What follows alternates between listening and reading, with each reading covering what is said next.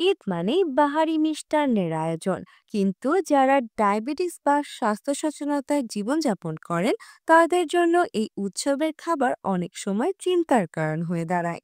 Sugar free dessert তৈরির জন্য আমরা সাধারণত চিনির পরিবর্তে প্রাকৃতিক উপাদান যেমন খেজুর, বাদাম ও চিয়া সিড ব্যবহার করব, যা স্বাস্থ্যকর ও সুস্বাদু।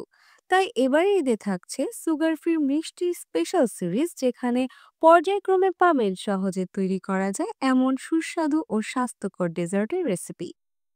আজকের পর্বে থাকছে খেজুর ও বাদামের ফিরনি। ফিরনি ঈদের অন্যতম ঐতিহ্যবাহী ও জনপ্রিয় ডেজার্ট। তবে চিনিমুক্ত ফিরনি কেমন হবে?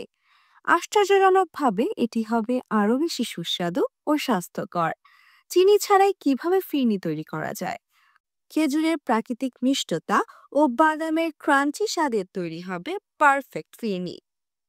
খেজুর ও বাদামের ফিরনি তৈরি করতে যা যা লাগবে: দুধ ২ কাপ, চিয়া সিড ২ টেবিল চামচ, খেজুর বীজ ছাড়া ৫ থেকে ৬টি, কাঠবাদাম ও কাজু বাদাম গুঁড়ো ২ টেবিল চামচ, এলাচ গুঁড়ো হাফ চা চামচ, স্যাফরন সামান্য।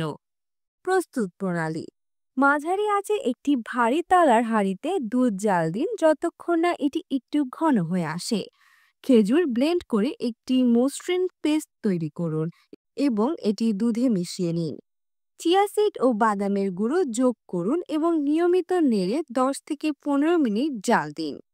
মিশ্রণটি ঘন হয়ে এলে এতে এলাচ গুঁড়ো ও স্যাফরন দিয়ে আরও 2 মিনিট রান্না করুন। নামিয়ে ঠান্ডা করুন। তারপর ফ্রিজে রেখে ঠান্ডা করে পরিবেশন করুন মজাদার খেজুর ও বাদামের ফিরনি।